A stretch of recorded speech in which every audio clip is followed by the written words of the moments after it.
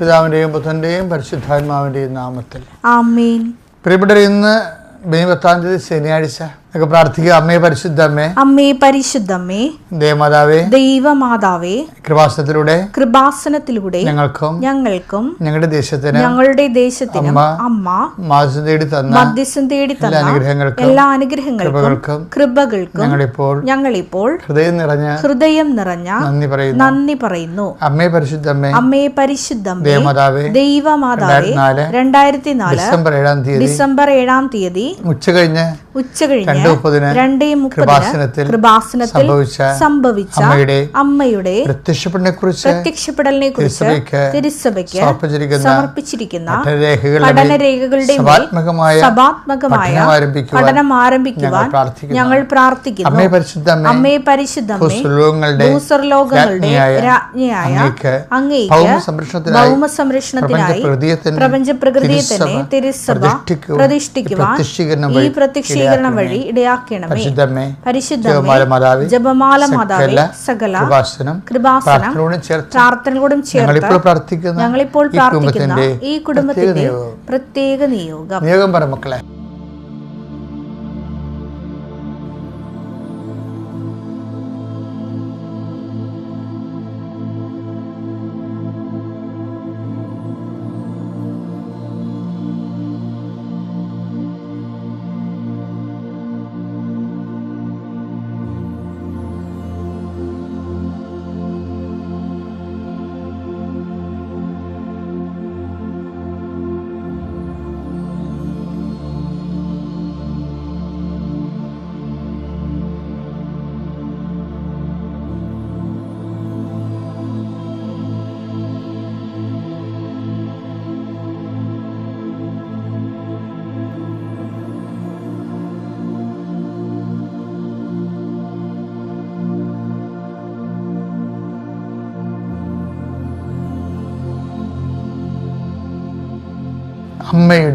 അമ്മയുടെ പ്രത്യക്ഷീകരണത്തിന്റെ ഈ അനുഗ്രഹവേളയിൽ ഞങ്ങൾക്ക് സാധിച്ചു തരുവാൻ കനിയണമേ. ആമേൻ. വിശ്വാസ പ്രമാണം. സർവശക്തനായ പിതാവും ആകാശത്തിന്റെയും ഭൂമിയുടെയും സൃഷ്ടാവുമായ ദൈവത്തിൽ ഞാൻ വിശ്വസിക്കുന്നു. അവിടുത്തെ ഏകപുത്രനും ഞങ്ങളുടെ കർത്താവുമായ ഈശോമിശിഹായിലും ഞാൻ വിശ്വസിക്കുന്നു.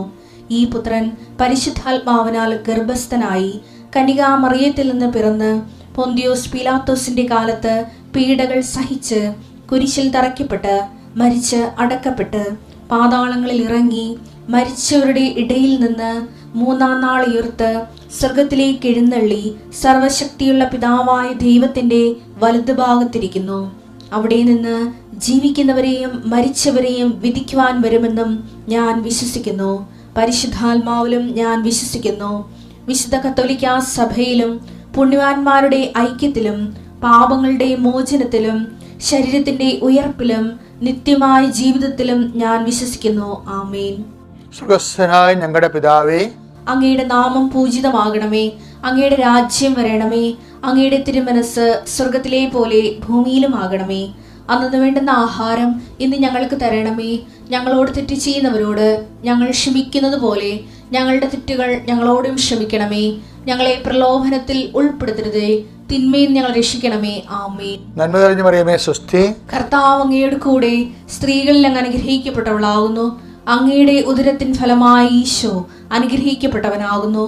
പരിശുദ്ധ മറിയമേ, തമ്പുരാന്റെ അമ്മേ, പാപികളായ ഞങ്ങൾക്ക് വേണ്ടി ഇപ്പോഴും ഞങ്ങളുടെ മരണസമയത്തും തമ്പുരാനോട് അപേക്ഷിക്കണമേ. ആമേൻ. കർത്താവിന്റെ ഉന്നതമായ നാമത്തിന് സ്വസ്ത്രം ചെയ്യുന്ന കർത്താവിന്റെ വിശുദ്ധ പൗരോഹിത്യത്തെ മഹത്വപ്പെടുത്തണമേ. കർത്താവ് സഭയിലുള്ള സാന്നിധ്യം പ്രകടമാക്കണം. 39 വർഷം ഞാൻ അർപ്പിച്ച കൃപാനയുടെ യോഗ്യതയാൽ കൃപാസ അൾത്താറെ ജീവനോടെ പ്രത്യക്ഷപ്പെട്ട പരിശുദ്ധമ്മയുടെ മാധ്യസ്ഥത്താൽ മെയ് 10 ഇന്ന് അങ്ങയുടെ മക്കൾ സഞ്ചരിക്കുന്ന വഴികളെ ഞാൻ ആശീർവദിക്കുന്നു. കർത്താവെ, ഓരോരോ ഉദ്യോഗത്തിന് വേണ്ടിയും ഓരോരോ ഉദ്യമങ്ങൾക്കായി മനസ്സ് വിഷമിച്ച് പോകുന്നവരുണ്ട്. സാമ്പത്തികമായ കാര്യങ്ങൾക്ക് വേണ്ടി പോകുന്നവരുണ്ട്. അവരെല്ലാം നീ സന്ധിക്കണം. കർത്താവ്, ഓരോരോ വ്യക്തികളോട് സംസാരിക്കാൻ വേണ്ടി പോകുന്നവരുണ്ട്. ആ വ്യക്തികൾ ഇവർക്ക് അനുകൂലമായി മാറാൻ വേണ്ടി കർത്താവിൻ്റെ അനുഗ്രഹം ഉണ്ടാകണം. മെയ് 10-ാം തീയതി ഡേറ്റ് പറഞ്ഞിട്ട് പൈസ കൊടുക്കാമെന്ന് പറഞ്ഞ ഡേറ്റുകളുണ്ട്. മനസ്സമ്മതത്തിൻ്റെ ഡേറ്റ് വെച്ചിട്ടുണ്ട് ചില ആൾക്കാർ. ചിലർ വിവാഹത്തിൻ്റെ ഡേറ്റ് വെച്ചിട്ടുണ്ട്. ചിലർ വസ്തു കൈമാറ്റത്തിൻ്റെ ഡേറ്റ് വെച്ചിട്ടുണ്ട്. വസ്തു വാങ്ങിക്കുന്ന അഡ്വാൻസ് ഡേറ്റ് വെച്ചിട്ടുണ്ട്. ഇങ്ങനെ മെയ് 10 ഒത്തിരിയേറെ കമ്മിറ്റ്മെൻറ്റുകളുള്ളതാണ്. കർത്താവ് അതെല്ലാം ഇന്ന് പരീക്ഷ റിസൾട്ട് വരുന്ന ദിവസമായിരിക്കാം, ഇന്ന് ഏതെങ്കിലും ഒരു ഓഫർ ലെറ്റർ പ്രതീക്ഷിക്കുന്ന ദിവസമായിരിക്കാം.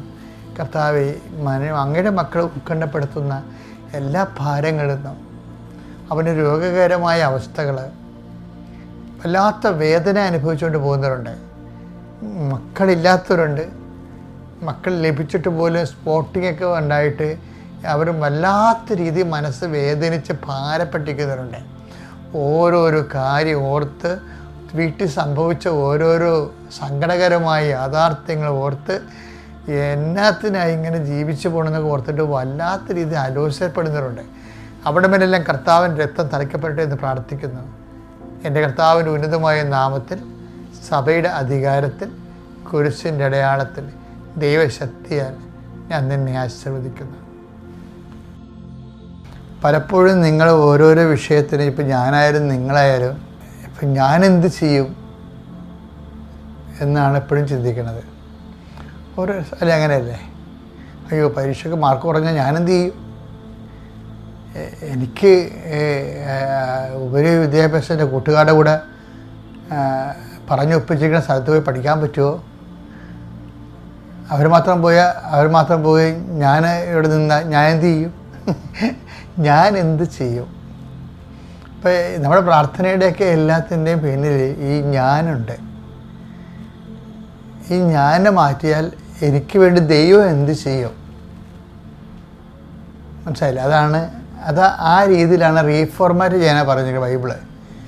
എനിക്ക് വേണ്ടി ദൈവം എന്തെങ്കിലും ചെയ്യും എന്ന് ഒരു വിശ്വസിക്കുന്നിടത്ത് വെച്ചാണ് പ്രാർത്ഥനാ ജീവിതം തുടങ്ങുന്നത്. അപ്പോൾ അതുകൊണ്ട് തന്നെയാണ് ഞാൻ വെട്ടിക്കളയാൻ വേണ്ടിയാണ് പറയണത്, കർത്താവിൻ്റെ തിരുസന്നിധിയിൽ നിങ്ങളെ എളിമയോടെ വിനയത്തോടെ നിൽക്കണമെന്ന് പറയണത്. അപ്പം അതനുസരിച്ച് തന്നെ നമ്മൾ ഓരോരോ കാര്യത്തിനും ദൈവം എനിക്ക് വേണ്ടി ചെയ്യും, എനിക്ക് വേണ്ടി പ്രവർത്തിക്കും.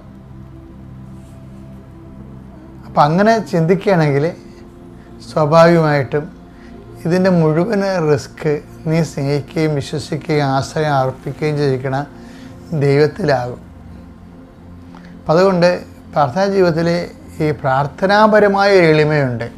1-10 വായിച്ചേ. ദൈവത്തിന്റെ ശക്തമായ കരത്തിന്റെ കീഴിൽ നിങ്ങൾ താഴ്മയോടെ നിൽക്കുവിൻ. അവിടുന്ന് തക്ക സമയത്ത് നിങ്ങളെ ഉയർത്തിക്കൊള്ളും. നിങ്ങളുടെ ഉത്കണ്ഠകളെല്ലാം അവിടുത്തെ ഏൽപ്പിക്കുവിൻ. അവിടുന്ന് നിങ്ങളുടെ കാര്യത്തിൽ ശ്രദ്ധാലുവാണ്. അപ്പം ഞാനെന്ത് ചെയ്യും എന്ന് ഇടയ്ക്കിടയ്ക്ക് ഇങ്ങനെ ഉദ്ദീരണം ചെയ്ത് ഉത്കണ്ഠ വലുതാക്കേണ്ട കാര്യമില്ല.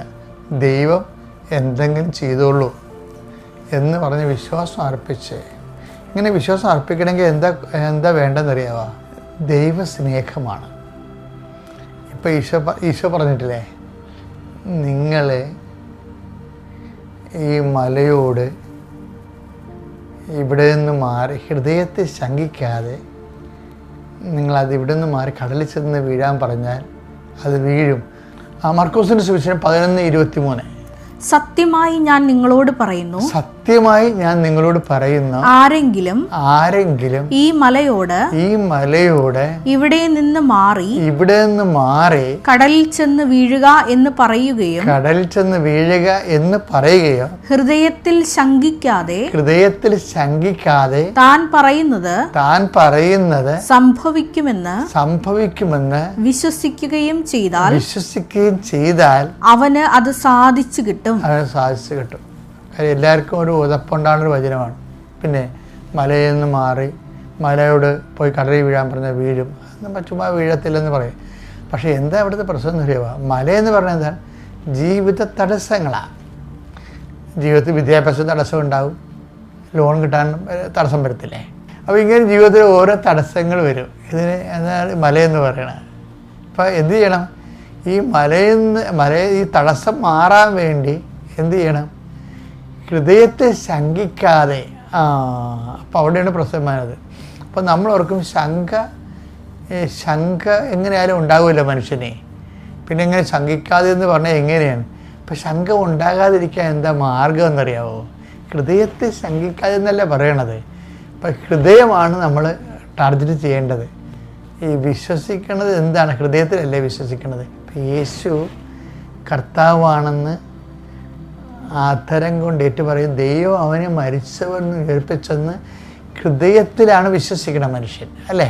10:9 റോമ 10:9 ആകയാൽ യേശു കർത്താവാണ് എന്ന് അധരം കൊണ്ട് ഏറ്റുപറയുകയും ദൈവം അവനെ മരിച്ചവരിൽ നിന്ന് ഉയർപ്പിച്ചുവെന്ന് ഹൃദയത്തിൽ വിശ്വസിക്കുകയും ചെയ്താൽ നീ രക്ഷ പ്രാപിക്കും. ഹൃദയത്തെ ശങ്കിക്കാതെ എന്ന് പറയുമ്പോൾ വിശ്വാസത്തിന് വരാൻ